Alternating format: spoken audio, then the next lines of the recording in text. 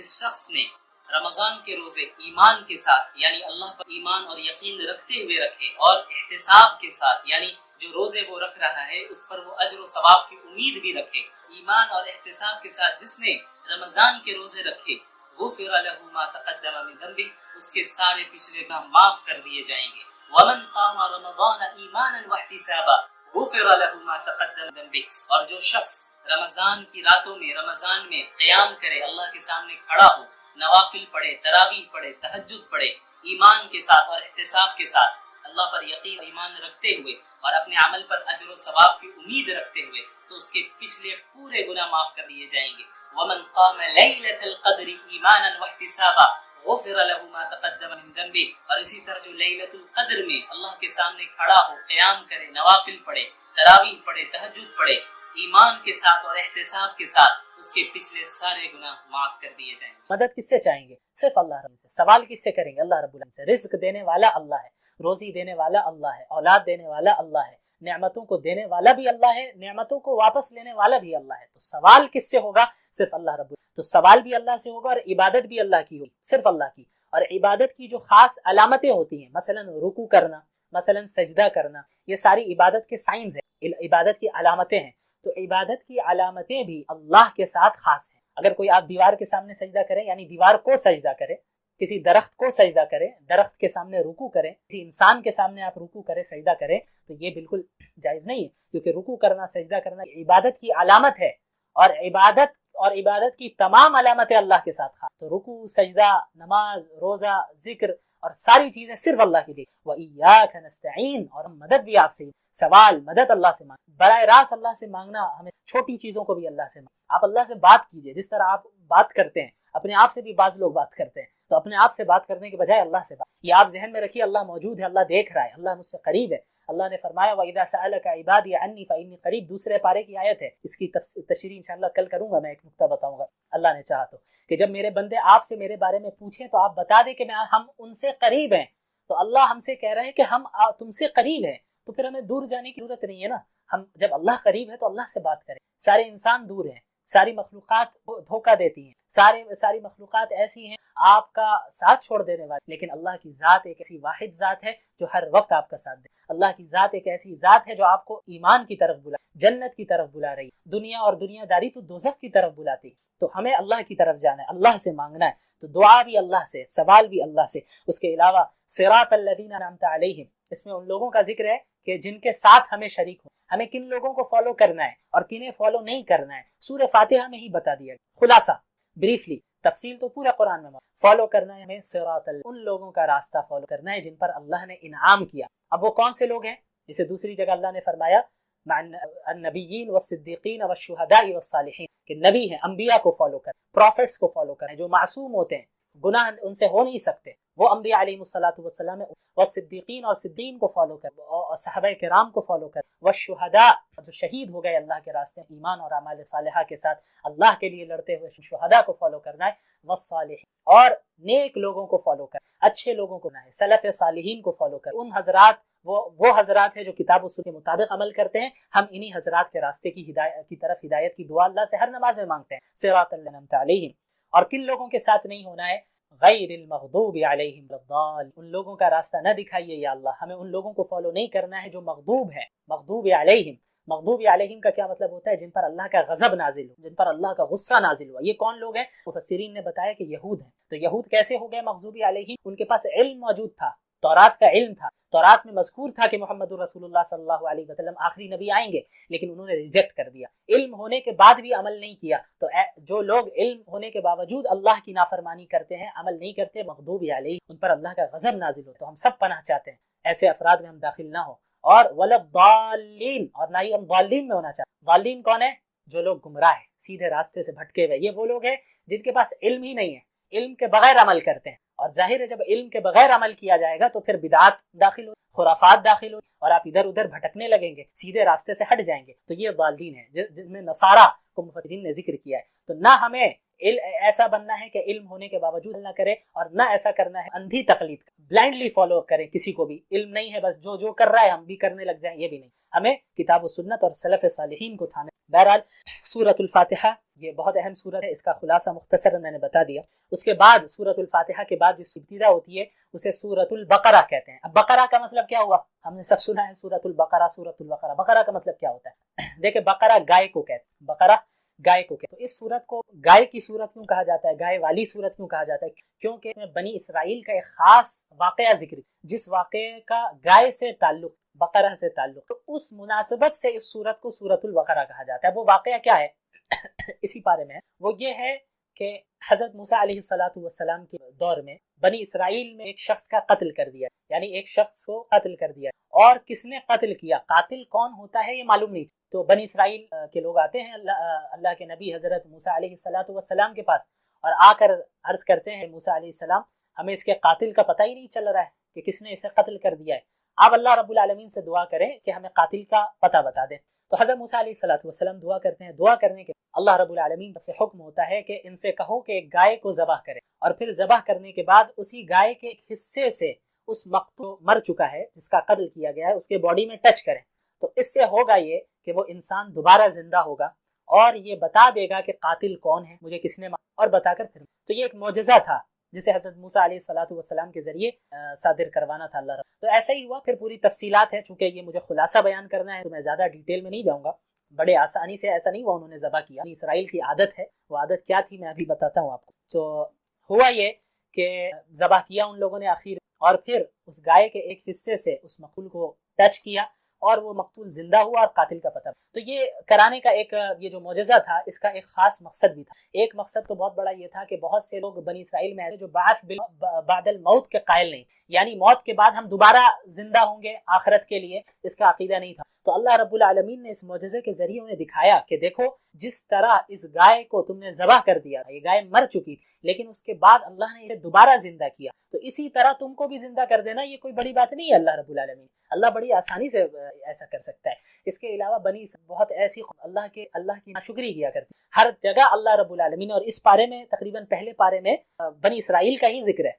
وہ ان کی سب سے بڑی خرابی یہ تھی کہ اللہ کی ناشکری کیا کرتے۔ دعویٰ تو تھا کہ ہم موسیٰ کے ماننے والے ہیں، ٹھیک ہمارے طرح، ہم اور آپ جیسے آج ہے ویسے ہی تھے، ہم دعویٰ کرتے ہیں کہ ہم محمد رسول اللہ کے فالوورز ہیں، لیکن جب عمل کرنے کا ٹائم آتا ہے تو رسول اللہ کی مخالفت، رسول اللہ کی سنتوں کو ہی ترک کر ہم جیسا کرتے ہیں ویسے ہی وہ کرتے تھے۔ وہ مانتے تھے، حضرت موسیٰ کو سامنے کہتے تھے ٹھیک آپ کے ساتھ ہم چل رہے ہیں، فرعون کے پاس سے بچ کر بھاگ رہے ہیں یہ لوگ حضرت موسیٰ علیہ السلام کے پاس کے ساتھ، آگے سمندر ہے، پیچھے اس کا لشکر موجود ہے فرعون کا، تو اب حضرت موسیٰ کو کہہ رہے بھائی کیا ہوا خواہ آپ ہم کو لے کر آ گئے، اچھا تھا ہم غلامی ہی کر رہے تھے وہی صحیح تھا، اب آگے سمندر ہے ہم کیسے جائیں گے۔ تو جب اپنا مطلب انہیں نظر آتا تو حضرت موسیٰ کی اتباع کرتے، لیکن جہاں اب تھوڑی فراخی آ جاتی اور دیکھتے ہیں کہ مسئلہ نہیں ہے تو حضرت موسیٰ کی نافرمانی کرنے لگے۔ اللہ تعالیٰ نے ان پر کتنی نعمتیں کی، فرعون سے بچایا، سمندر کو پھاڑ کر بیچ سے راستہ نکالا، آسمان سے من اور سلوہ نازل کیا، طرح طرح کی چیزیں نعمتیں ان کو دی، لیکن بار بار گمراہی میں جاتے ہیں، اپنی مرضی سے جاتے ہیں۔ یہی ہوا کہ جب حضرت موسیٰ علیہ السلام حضرت فرعون کے پاس سے جو ہے بچ کر نکل آئے، اللہ نے انہیں نجات دے دی، تو ہوا یہ کہ بنی اسرائیل ایک قوم کے پاس سے گزرنے کے بعد وہ قوم ایسی تھی بتوں کی عبادت کرتی تھی، تو انہیں دیکھ کر مزہ آیا کہ ارے موسیٰ علیہ السلام یہ قوم تو عبادت کر رہی ہے بتوں کی، تو آپ بھی ایک خدا بنا کے دیجئے نا، آپ بھی ایک بت ہمیں بنا کر دیجئے جس کی ہم عبادت کریں۔ موسیٰ بھی پریشان ہے، کیسی جاہل قوم ہے کہ جن کو ہم نے اللہ کے پاس سے بچایا، اللہ رب العالمین کے فضل سے اللہ رب العالمین نے انہیں بچایا، ظلم سے بچایا، فرعون کے ظلم سے بچایا، نجات دے دی توحید کی دعوت کی بنیاد پہ، توحید کے قائل ہونے کی بنیاد پہ، اور اس نے جو ہے بتوں کو دیکھ لیا اور پھر کہہ رہی ہے کہ یہ قوم کے آپ ہمیں بھی بنا کر دے دیں۔ تو حضرت یہ آیت ہے اجعل لنا الہا کما لہم۔ بہرحال تو ہوا یہ حضرت موسیٰ علیہ السلام کو اللہ رب العالمین نے تورات دینے کے لیے کوہ طور پر بلایا تھا، 40 راتوں کی اس کی تفصیل رہے گی جب میں۔ تو ان دنوں میں ہوا یہ کہ وہ قوم تھی بنی اسرائیل، حضرت موسیٰ چونکہ موجود نہیں تھے وہاں پہ، تو انہوں نے کیا کیا کہ ایک بچڑا بنا لیا، یعنی ایک بچڑے کو معبود بنا لیا اپنا، ایک پتلا تھا بچڑے کا، اس کی عبادت کرنے لگے۔ تو ان کے اندر گائے کی عظمت، تقدس کہیں نہ کہیں ان کے دل میں چھپی، تو اللہ رب العالمین نے کہ قاتل کو پتہ لگوانے کے لیے گائے کو ذبح کرنے کا حکم جو دیا، اس میں جہاں بہت ساری حکمتیں تھیں، انہیں یہ بھی کہ جس کی عظمت، تقدس جس کا ان کے اندر بیٹھ چکا ہے، جنہیں وہ خدا سے ملاتے ہیں، تو انہیں احساس ہو کہ جب وہ ذبح کر رہے ہیں تو یہ خدا، یہ چیز خدا یا یہ جانور خدا نہیں ہو سکتا، اللہ رب العالمین کی ایک واحد ذات ہے، واحد خدا ہے۔ اور بھی کئی حکمتیں علماء نے بیان کی. تو اسی مناسبت سے اس سورت کو کیا کہا جاتا ہے؟ سورۃ البقرہ. اچھا، ابتدا ہوتی ہے سورت کی الف لام میم سے. الف لام میم حروف مقطعات میں. حروف مقطعات کسے کہتے ہیں؟ آپ نے قرآن کی بہت سی سورتوں میں دیکھا ہوگا الف لام میم، الف لام را، ح قاف، کاف ہا یا عین صاد، یہ سارے آپ نے پڑھے ہوں گے حروف کو. تو ان حروف کو حروف مقطعات کہتے ہیں. مقطعات کا مطلب کیا ہوتا ہے؟ جو الگ الگ ہو، الگ الگ. تو الف لام میم یہ الگ الگ حرف ہیں. کاف ہا یا عین صاد الگ الگ حرف ہیں. اس وجہ سے ان حروف مقطعات کے. اچھا، اس کی میننگ کیا ہے؟ یہ اس کا جو صحیح علم ہے وہ صرف اللہ رب العالمین سے. لیکن اس کو اللہ نے ذکر کیا کیوں؟ اس کے پیچھے بہت سی حکمتیں علماء کرام نے. ایک بہت بڑی حکمت یہ بھی ہے، میننگ نہیں، حکمت. میننگ تو اللہ کو معلوم ہے. حکمت ایک بہت بڑی یہ بھی ہے کہ چونکہ قرآن نے چیلنج دیا کفار کو کہ اگر آپ اللہ کے نبی کو سچا نہیں مان رہے اور آپ اس کلام کو کلام اللہ نہیں مان رہے تو آپ اس جیسی کتاب لا کر دکھائیے. جب آپ اس کتاب کا انکار کر رہے ہیں اور کہہ رہے ہیں کہ یہ محمد کا اپنا کلام ہے، علیہ محمد رسول اللہ صلی اللہ علیہ وسلم کا اپنا کلام ہے، آپ کا یہ دعویٰ ہے، تو آپ اس جیسا کلام لا کر دکھائیے، ایک سورت اس جیسا لا کر دکھائیے. تو الف لام میم، کاف ہا یا عین صاد، ان حروف مقطعات کے ذریعے ایک حکمت اس کے پیچھے یہ بھی ہے کہ اللہ رب العالمین نے یہ بھی پیغام دیا کہ دیکھو یہ وہی حروف ہیں، الف سے لے کے یا تک وہی حروف ہیں. الف لام میم کاف ہا یا عین صاد یہ الفابیٹس میں سے ہی ہے، عربک الفابیٹس میں سے ہی ہے. یہ وہی حروف ہیں جن کو استعمال کر کے تم بھی بات کرتے ہو، جن کو استعمال کر کے تم بھی اپنا کلام بناتے ہو. تو قرآن کریم بھی حروف میں کوئی الگ سے حروف استعمال نہیں کیے گئے، یہی الف سے لے کے یا تک کو استعمال. انہی حروف کا استعمال کرنے کے باوجود قرآن کریم فصاحت اور بلاغت میں اپنے کلام کے اعتبار سے، اپنے معنی کے اعتبار سے اتنے بلند مقام پر ہے کہ اس جیسا کلام کوئی پیش نہیں کر سکتا. تو تم بھی تو انہی حروف کو استعمال کرتے ہو نا. اگر تم کہتے ہو کہ یہ قرآن اللہ کا کلام نہیں ہے تو اس جیسی صورت استعمال کر کے بنا کر لاؤ انہی حروف کو استعمال. تو یہ بھی ایک بہت بڑی حکمت ہے حروف مقطعات کی. بہرحال سورۃ البقرہ کی ابتدا ہوتی، شروع میں انسانوں کی 3 قسمیں بیان کی. پہلی قسم انسانوں کے مومنین کی. 3 گروہ ہے، 3 گروپس ہیں، ان کا ذکر ہے. پہلا گروہ ہے مومنین کا، اور دوسرا گروہ ہے کافرین کا، اور تیسرا گروہ ہے. تو پہلے مومنین کا ذکر ہوتا ہے، پھر کفار کا ذکر ہوتا ہے. مومنین کی خاص صفات کو گنایا اللہ نے. الذین بالغیب، مومنین وہ ہیں متقین جو غیب پر ایمان لانے کا کیا مطلب؟ غیب کسے کہتے ہیں؟ غیب ہر اس چیز کو کہتے ہیں جو آپ اپنے سینس آرگنز کے ذریعے اور اپنی محض عقل کے ذریعے کا نالج حاصل نہیں کر سکتے. مثلا آخرت، مثلا جنت، مثلا جہنم، یہ ساری ایسی یا زندگی کے بعد، موت کے بعد دوبارہ زندگی، یہ ساری ایسی چیزیں جو غیب ہیں، غیب کی جنہیں ہم اپنے سینس آرگنز کے ذریعے چھو سکتے، دیکھ سکتے کہ بھئی یہاں جنت دکھ رہی ہو. تو اللہ رب العالمین محمد رسول اللہ صلی اللہ علیہ وسلم انسانیت کو غیب کے متعلق جو بھی خبریں دی ان پر ایمان لانا بغیر دیکھے، ایمان لانا ایمان کی شرط ہے. مومنین وہ ہے کہ اللہ کے نبی نے کہا ہے بس ہم ایمان لیں. رسول اللہ کی صحیح قول، صحیح حدیث موجود ہے، آپ نے غیب کے متعلق یہ خبر دی ہے، تو اب میری عقل بظاہر مجھے لگ رہا ہو کہ میری عقل کو سمجھ میں نہیں آ رہا ہے، یہ بات سمجھ میں نہیں آ رہا ہے، یہ بات سمجھ میں آ نہیں رہی ہے میری عقل کو، تو ہمیں یہ نہیں کرنا ہے کہ بھائی اللہ کے اللہ علیہ وسلم نے کہا ہے تو پتہ نہیں بھی کہا ہے. تو یہ ایمانی کیسا؟ یعنی ایمان تو یہ تھا کہ آپ نے محمد رسول اللہ صلی اللہ علیہ وسلم کو سچا نبی تسلیم کیا ہے، تو رسول اللہ صلی اللہ علیہ وسلم سچا نبی کر لیا ہے تو ہر چیز پر ایمان لانا ہے. اس کے علاوہ نماز قائم کرتے ہیں، نماز ادا کرنے نہیں کہا بلکہ کہا نماز قائم کرتے ہیں. قائم کرنے کا مطلب کیا ہوتا ہے کہ نماز کو تمام آداب، فرائض، واجبات، سنن و مستحبات، خشوع خضوع، تمام چیزوں کا لحاظ رکھ کر جب نماز ادا کی جائے تو اس کو اقامت الصلاۃ کہتے ہیں. وہ ہیں جو نماز کو قائم کرتے ہیں. تیسری چیز زکوٰۃ ادا کرتے ہیں، اپنے مال سے خرچ کرتے ہیں اللہ کے راستے میں، غریبوں پہ خرچ کرتے ہیں. تو یہ وہ اوصاف ہیں جن پر جو ہے ایک مومن کو کیا ہے متصف ہونا چاہیے. اور کسی کتابوں پر بھی ایمان لاتے ہیں، قرآن پر بھی ایمان لاتے ہیں، اور آخرت پر بھی ایمان رکھتے ہیں. اس کے بعد کفار کا ذکر ہوتا ہے کہ بھائی جو کفار ہیں وہ تو ہٹ درمی میں انکار کر رہے ہیں، وہ تو مان ہی نہیں رہے. تو پھر اللہ رب العالمین نے اللہ کے نبی کو بتا دیا صلی اللہ علیہ وسلم کہ آپ ان کی کوشش کر رہے ہیں. صلی اللہ علیہ وسلم پریشان ہوتے تھے کہ کفار بھی ایمان لے آئے، وہ بھی بچ جائیں، وہ بھی جنت میں جائیں، وہ جہنم کی آگ سے بچ جائے. آپ کو فکر تھی، آپ بہت پریشان ہو. تو اللہ نے فرمایا سواء اانذرتهم ام لم تنذرهم لا یؤمنون، کہ یہ ان کے لیے برابر ہے، آپ ان کو اللہ کے عذاب سے ڈرائیں یا نہ ڈرائیں، وہ ایمان نہیں لانے والے. وہ ایمان نہیں لانے والے. ان کے بدعمالیوں کے نتیجے میں، ان کے غلط عقائد اور غلط کردار اور غلط حرکتوں کے نتیجے میں ان کو دنیاوی سزا ہی یہ ملی ہے کہ ان کے دلوں پر، ان کے کانوں پر مہر لگ چکی اور آنکھوں پر پردہ پڑ چکا ہے. تو حق کو وہ قبول نہیں کر سکتے. اپنی آنکھوں سے دیکھ تو رہا ہے، حق بات سن تو رہے ہیں، لیکن حق کو وہ قبول نہیں کریں گے.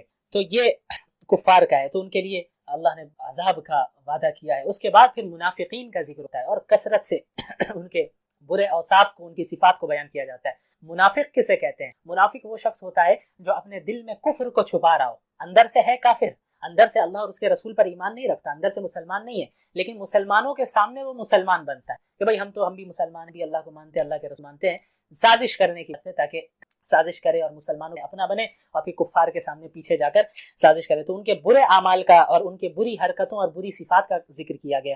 دھوکہ دیتے ہیں، جھوٹ بولتے ہیں، زمین میں فساد پھیلاتے ہیں، قلبی دلی بیماریوں میں مبتلا ہے، حسد، کینہ، تکبر، اللہ کے احکامات اور دین کا مذاق اڑاتے ہیں۔ کتنے آج بھی لوگ ہیں اللہ کے رسول کا علیاذ باللہ مذاق اڑاتے ہیں، مسلمانوں کا مذاق اڑاتے ہیں، ارے مسلمان سارے بیکورڈ ہیں اور مسلمان یہ ہے تو وہ ہے۔ ہمیں گھبرانے کی ضرورت نہیں ہے، مایوس نہیں ہونا ہے، ہمیں اس دنیا میں صبر کرنا ہے، آخرت ہمارے لیے۔ وَسَيَعْلَمُ الْكُفَّارُ لِمَنْ عُقْبَى الدَّارِ، کفار ان قریب جان جائیں گے کہ آخرت کا اچھا انجام کن کا ہے۔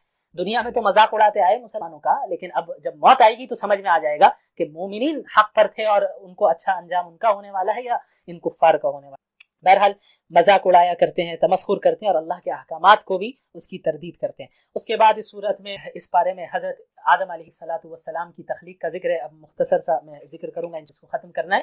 حضرت آدم کی تخلیق کا بھی ذکر ہے کہ حضرت آدم کو اللہ رب العالمین بنایا اس زمین خلافت کے، اپنا خلیفہ بنایا۔ وَإِذْ قَالَ رَبُّ لِلْمَلَائِكَةِ إِنِّي جَاعِلٌ فِي الْخَلِيفَةِ، خلیفہ کا کام کیا ہے کہ اس دنیا میں اللہ رب العالمین کے احکامات کو وہ نافذ کرے، اللہ رب العالمین کے احکامات کے مطابق لوگوں کو بتائے کہ اللہ کے احکامات کیا ہیں، ان پر عمل کرے اور اسے زمین میں نافذ کرے۔ تو حضرت آدم کو اللہ تعالیٰ نے پیدا کیا، اور مشہور واقعہ ہے، سب جانتے ہیں کہ حضرت آدم اور حوا علیہ السلام کو کس طرح جنت میں روکا گیا اور پھر شیطان نے کس طرح انہیں لغزش دی، پھر وہاں جنت سے نکالا گیا اور پھر دنیا میں بھیجا گیا۔ تو یہ جو ہے آپ حضرات اس واقعے سے اچھی طرح واقف ہی ہوں گے، بہت مشہور واقعہ ہے، اس لیے بہت زیادہ ڈیٹیل میں اس میں۔ تو اس کے بعد پھر اس بارے میں بنی اسرائیل کا کثرت سے جو برائیاں ہیں وہ بیان کی جا رہی ہیں کہ اللہ نے کتنی نعمتیں تمہیں۔ اچھا، بنی اسرائیل ہے کون؟ بنی اسرائیل حضرت یعقوب کی اولاد سے ہیں۔ دیکھیں، حضرت اسماعیل حضرت ابراہیم کے بیٹے تھے، حضرت اسماعیل بھی حضرت ابراہیم کے بیٹے تھے، حضرت اسحاق بھی حضرت ابراہیم کے بیٹے تھے۔ تو ایک نسل چلتی ہے حضرت اسماعیل سے، حضرت ابراہیم کی ایک نسل حضرت اسماعیل سے، اور حضرت ابراہیم کی دوسری نسل حضرت اسحاق سے چلتی، ٹھیک ہے۔ تو حضرت اسحاق کے بعد جو ان کے بیٹے ہیں حضرت یعقوب ہے، ان کی کنیت تھی اسرائیل، یعنی اللہ کا بندہ اسرائیل۔ تو حضرت اسحاق کی جانب سے جو نسل چلی ہے حضرت یعقوب، پھر اولاد یعقوب، تو اس نسل میں جتنے لوگ آئے انہیں بنی اسرائیل کا، تو اسی میں تمام انبیاء آتے رہے کثرت کے ساتھ۔ اچھا، حضرت ابراہیم کے بعد جو حضرت اسماعیل ہیں ان کی جو نسل چلی، تو حضرت اسماعیل کے بعد اور کوئی نبی نہیں، آخر میں ڈائریکٹ محمد رسول اللہ صلی اللہ علیہ وسلم، تو محمد رسول اللہ صلی اللہ علیہ وسلم حضرت اسماعیل کی نسل۔ تو یہ حضرت اسحاق کی جو نسل چلی، حضرت اسحاق، پھر یعقوب، اور پھر نیچے جو نسل چلی، انہیں بنی اسرائیل کے میں کثرت سے اللہ تعالیٰ نے انبیاء کو بھیجا۔ تو ان پر اتنی نہیں، اس کے باوجود اللہ کی نافرمانی کرتے، کئی انبیاء کو بنی اسرائیل نے قتل کیا، اور دعویٰ ہوتا تھا کہ بھائی ہم تو انبیاء کی اولاد میں سے، ہم تو بنی اسرائیل ہیں، یعقوب اور اسحاق کی اولاد میں سے ہم میں انبیاء پیدا ہوتے ہیں، تو ہم تو اللہ کے محبوب ہیں۔ تو اللہ تعالیٰ نے انہیں ٹھیک کیا کہ بھئی اللہ کا وہی ہوگا جو عمل درست کرے گا، محض کسی خاندان میں، نبی کے خاندان میں ہو جانا یہ کافی نہیں ہے نجات کے لیے۔ نجات تو اسی وقت ملے گی جب عقائد بھی درست ہوں گے، اعمال صالحہ بھی درست، انبیاء کی اتباع بھی کرو گے۔ تو بنی اسرائیل نے کثرت سے جو ہے خلاف ورزی کی اور نافرمانی کی، بار بار ان کو تلقین کی جا رہی کہ سیدھے راستے پہ آؤ۔ حضرت موسیٰ پریشان ہو جایا کرتے تھے، چند تو ہوتے تھے افراد ایسے جو بالکل اطاعت کرتے تھے، لیکن ایک بڑی تعداد ایسی ہوتی جو وقتی طور پر اطاعت کرتی اور پھر نافرمانی کرنے لگ جاتی، جو ہم اور آپ جیسا کہ آج کر رہے ہیں۔ تو ان کو بھی بہت اللہ رب العالمین نے کے متعلق بہت سی باتیں سنائی۔ اس کے بعد ایک بہت ہی اہم بات، ان کا ایک بہت بڑا جرم بھی تھا کہ یہ تحریف کرتے تھے۔ تحریف سے کہتے ہیں کہ تبدیل کر دینا۔ اللہ کی کتاب میں، تورات میں انہوں نے تبدیلی کی، اللہ نے آیت نازل کی ہے کچھ اور یہ بیان کر رہے ہیں کچھ کہ بھئی یہاں تورات میں یہ لکھا ہے، حالانکہ ایسا نہیں لکھا۔ تو قرآن کو بھی بعض لوگوں نے بدلنے کی کوشش کی، تو تحریف کرنے کی کوشش کی، لیکن قرآن الحمدللہ چونکہ اللہ نے اس کی حفاظت کا وعدہ لے رکھا ہے، آج تک محفوظ ہے۔ پچھلی کتابوں کی حفاظت کا وعدہ اللہ نے نہیں لے رکھا تھا، تو اس ہو گئی تبدیلی ہو گئی۔ تو تحریف کی بھی دو شکلیں ہوتی تھی، ایک یہ کہ آیت تو ایک ہی ہے، تورات میں ایک ورس، ایک آیت نازل ہوئی، اس کی آیت وہی ہے، الفاظ میں کوئی چینجنگ، لیکن جس مطلب میں نازل ہوئی اس کے علاوہ اپنے طرف سے مطلب بناتے، نہیں اس کا یہ نہیں، اس کا یہ مطلب ہے، تو یہ بھی تحریف۔ اور دوسری یہ ہے کہ وہ الفاظ کو بھی بدل دیا۔ تو آج جو ہمارے پاس تورات ہے، بائبل موجود ہے، تو وہ اپنی اصل صورت میں نہیں ہے، اس میں تبدیلیاں آ چکی، تو یہ تحریف بھی بہت بڑا جرم تھا، وہ کیا کرتے۔ اس کے بعد پھر وہی اس کا ذکر ہے بقرہ کا، جو میں نے پہلے ہی بتا دیا۔ اس کے بعد ہاروت اور ماروت کا ذکر ہے۔ ہاروت اور ماروت دو اچھا، یہودیوں میں ایک بہت بڑا جرم سحر کا بھی تھا، سحر کیا کرتے، اور آج بھی بہت زیادہ ہے۔ کہ سحر کرتے اور سحر کے ذریعے میاں بیوی کے درمیان تفریق پیدا کرتے، سحر کر کے لوگوں کو تکلیف پہنچاتے، تو سحر کرنا کفر ہے، اتنا بڑا جرم ہے، اس کے باوجود یہود کیا کرتے تھے۔ تو اللہ رب العالمین نے جو آیت نازل کی وما انزل علی الملکین ببابل ہاروت و ماروت، تو اللہ رب العالمین نے ہاروت اور ماروت نامی دو فرشتوں کو ان کے یہاں بھیجا، ان کے پاس اتارا اور سحر کا علم سکھا کر بھیجا۔ ان کا کام یہ تھا کہ ان کے پاس جاتے اور انہیں بتا دیتے کہ بھائی سحر کا یہ بھی عمل ہے، ایسا بھی سحر ہوتا ہے، ویسے بھی سحر ہوتا ہے، یہ تمام چیزیں کفر ہیں، ان سے بچے رہنا ورنہ تم اس دین سے پھر جاؤ گے۔ ان چیزوں میں کوئی اختیار نہ کرنا، سحر نہ کرنا اور نہ کروانا۔ لیکن اس کے باوجود ان لوگوں نے وہ کیا کرتے تھے، ہاروت ماروت کے پاس جاتے ہیں اور سیکھ لیتے ہیں تو بھئی آپ کو کیا معلوم ہے، بتائیے کون ہے، کس طرح سحر کیا جاتا ہے، کون کون سا عمل ہے۔ تو وہ بتانے سے پہلے بھی بول دیتے تھے کہ دیکھو یہ کفر ہے کرنا، میں تمہیں سمجھا دے رہا ہوں کہ یہ بھی طریقہ ہے، یہ بھی طریقہ ہے، کہ ان تمام طریقوں سے تم بچے رہو، اس لیے سمجھایا جا رہا ہے۔ لیکن وہ لوگ جاتے ان کے سامنے کہ ہاں آپ سمجھائیے، اور سمجھانے کے بعد سیکھ لیتے نئے نئے طریقے اور پھر سحر کرتے تھے۔ لیکن اللہ نے فرمایا وما هم بضارین به من احد الا اللہ، یہ جان لو کہ وہ سحر کرنے والے کسی کو بھی اللہ کے حکم کے بغیر نقصان نہیں پہنچا سکتے۔ تو بہت سے لوگ پریشان ہوتے ہیں، سحر ہو رہا ہے، ایک تو وہم بھی بہت زیادہ ہے لوگوں میں، ہر چیز میں سحر ہی کسی کو ہو جاتا ہے، سحر ہے، جادو ہے، نظر لگ گئی ہے تو یہ ہو گیا ہے۔ سب سے پہلی چیز اللہ پر توکل، کہ اللہ کے حکم کے بغیر کوئی چیز آپ کو نقصان نہیں۔ اللہ رب العالمین اگر آپ کے ساتھ ہے تو تمام انسانیت مل کر بھی آپ کو اللہ آپ کے ساتھ نہیں ہے تو تمام انسان مل کر بھی آپ کو فائدہ نہیں پہنچا۔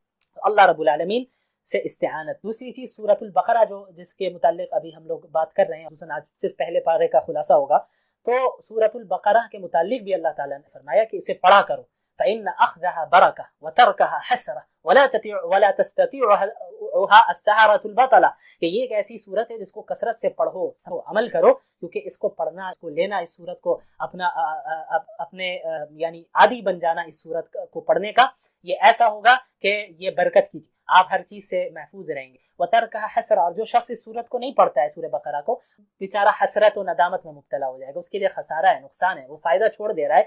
وَلَا تَسْتَطِيعُهَا السَّحَرَةُ الْبَطَلَةُ یا البطلۃ السحرہ او کما قال علیہ السلام، اور یہ ایک ایسی صورت ہے جس کا مقابلہ سحر جادو کرنے والے نہیں، تو سحر کرنے والے، جادو کرنے والے جتنے بھی شیاطین کی مدد لے کچھ کر لے، اس صورت کا مقابلہ کوئی ساحر نہیں۔ اس لیے احادیث میں آتا ہے کہ جس شخص نے رات میں اپنے گھر میں سورہ بقرہ کی تلاوت کی تو 3 دن تک اس گھر میں جنات داخل ہیں، تو اس طرح حفاظت کا بھی ذریعہ ہے، اسے اس کی پابندی۔ اس کے علاوہ 2-3 پوائنٹ اور بتا کے میں آج اینڈ کرتا ہوں۔ یہود شرارت کیا کرتے تھے، اللہ کے نبی صلی اللہ علیہ وسلم کے پاس آتے اور کہتے ہیں رائنا، رائنا جو ایک عبرانی لفظ ہے، اس کا جو ہے مطلب ہوتا ہے کہ ہماری رعایت کیجیے، رائنا۔ لیکن اسی طرح عربی میں ایک لفظ ہے کو رائنا، رائنا، تو ایک ہے رائنا، ایک ہے رائنا، دونوں میں فرق ہے۔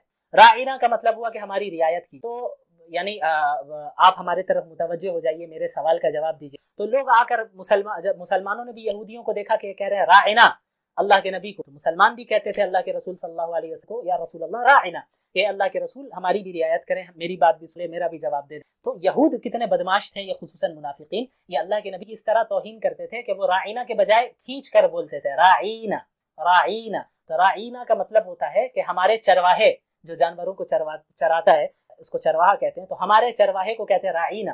تو وہ اللہ کے نبی کی توہین کے قصد سے رائنا کے بجائے رائنا کہتے تھے، تو صحابہ کی توجہ ادھر نہیں گئی، ان کو لگتا تھا کہ یہ بھی رائنا ہی بول، تو لیکن وہ اللہ کو تو معلوم تھا کہ بھئی یہ کس مقصد سے کہہ رہے ہیں، تو اللہ تعالیٰ نے یہ آیت نازل کی یا ایھا الذین آمنوا لا تقولوا راعنا،